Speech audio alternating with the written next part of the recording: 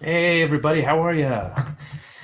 And we're live again. I'm back from Houston, and boy, was it nice and hot there. Okay, anyway, uh, good to see you. And today, this is the Unapologetic Man, episode 11, which is called "Is Your Partner a Red Volkswagen?" All right, so we're going to start. We're going to start with this concept that I want to bring into your onto your radar, so to speak, because we're going to talk about things on your radar. But first, I'm going to say hello to some people who've popped on. Hi, Wendy. Hi, Brandon. Good to see you. All right. So, is your partner a red Volkswagen? Now, a lot of you may be familiar with this phenomenon that people talk about, and that is, let's say you decide you're going to buy a red Volkswagen, and the next thing you know, all you see are red Volkswagens, like everywhere. They just seem to be popping up here and there and everywhere. And it seems like it's almost magic. Like, wow, the minute I decided I was going to do that, that's all that I seem to see. Well, the truth is, it's not magical. It's not like they weren't there before. What we know is that the brain is an incredibly powerful sorting machine. Okay, we get like billions and billions of pieces of information, coming at us through all of our senses every moment of the day. Most of those things aren't particularly important. And so our brain has become incredibly adept at sorting every nanosecond what's important and what's not. And it just ignores everything that's not important. It just takes it off our radar. And anything that is important, well, then that's what we notice. Now, this goes back, way back to caveman time, when what was important, of course, first and foremost, was danger. Is there a tiger that's going to eat me? And so we're still always on the lookout for danger. The next thing we're on the lookout for usually is just something that's important to us in some way or another. So when we decide, I want to buy a red Volkswagen, all of a sudden that becomes important. And so the brain goes, red Volkswagen, be on the lookout. It's like an all points bulletin. Be on the lookout for a red Volkswagen. And what do you know? As if by magic, suddenly those red Volkswagens become very noticeable. And they seem to be everywhere. So you might be saying, what in the world does this have to do with my wife or my husband or my partner or whatever?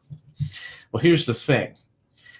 Whatever you decide you are looking for, you will find. Okay? Whatever your brain makes important, either consciously, but even more importantly, subconsciously, you're going to find it. You're going to be able to support the evidence that whatever you believe is true. You'll find the evidence one way or the other.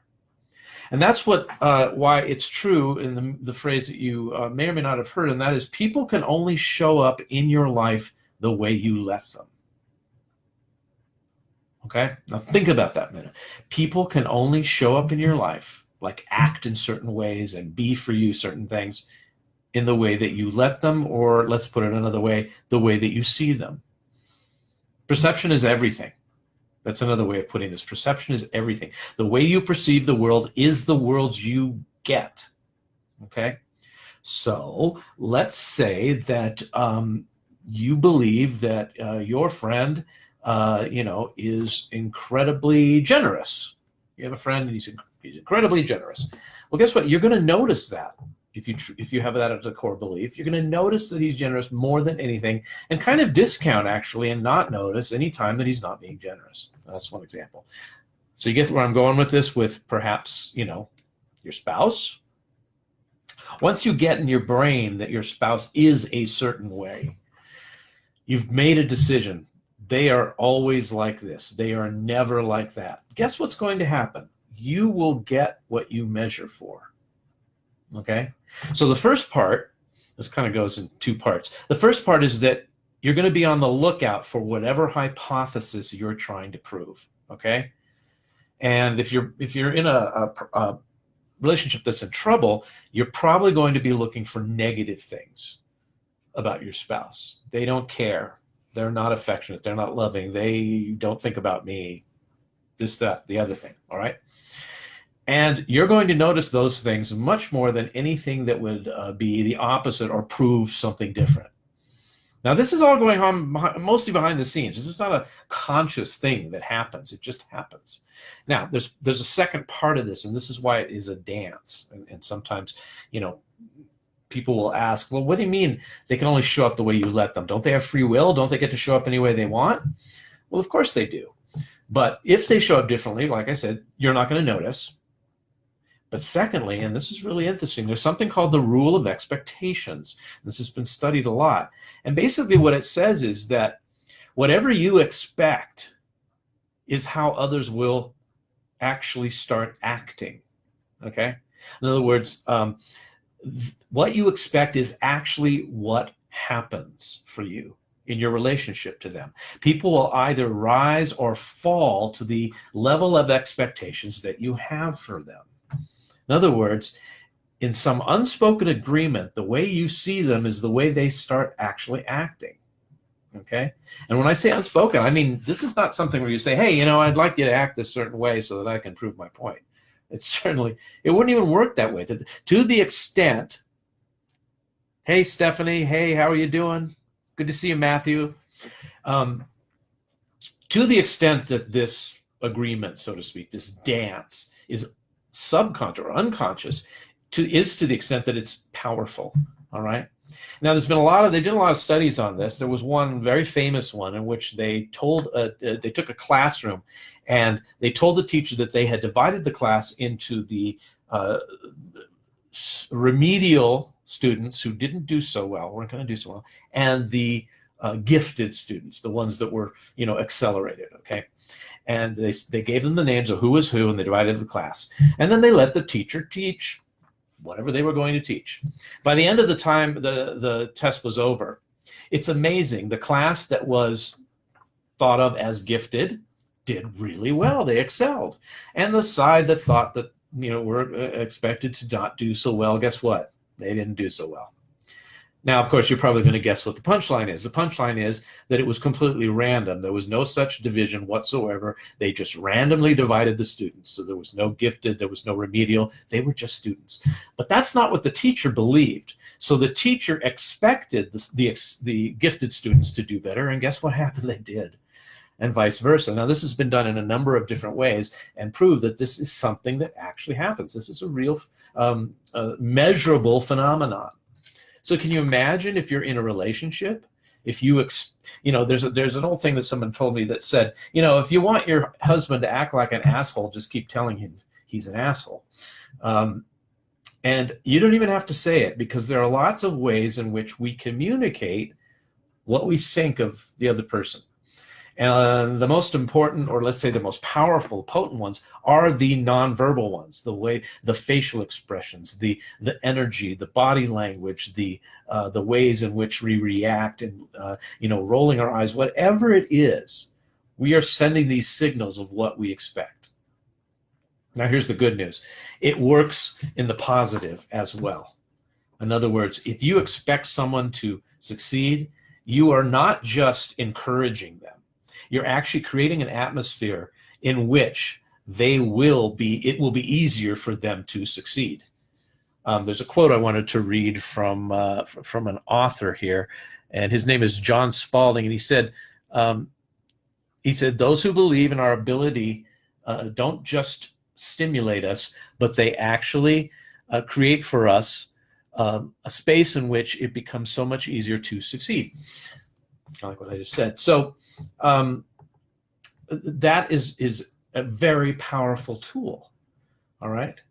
Now, it may be difficult at first for you to look at your partner and say, and reinvent them, so to speak. In other words, look at them in the most positive light. You might think you're being, making things up or being Pollyanna, but it's worth trying. And you can start like this. Here's a small step you can take.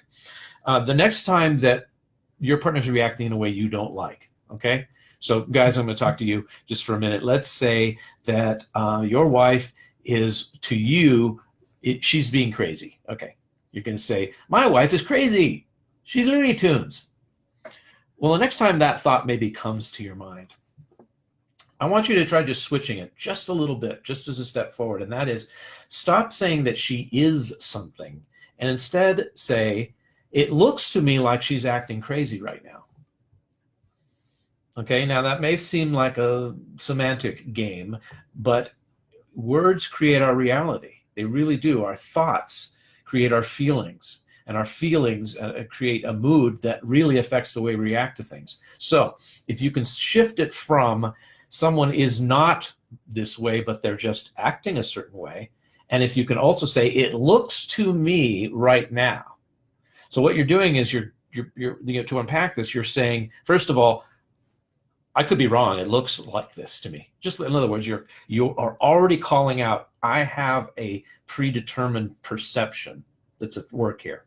Number two, it's a way that the person is behaving. It's not who they are at a core level.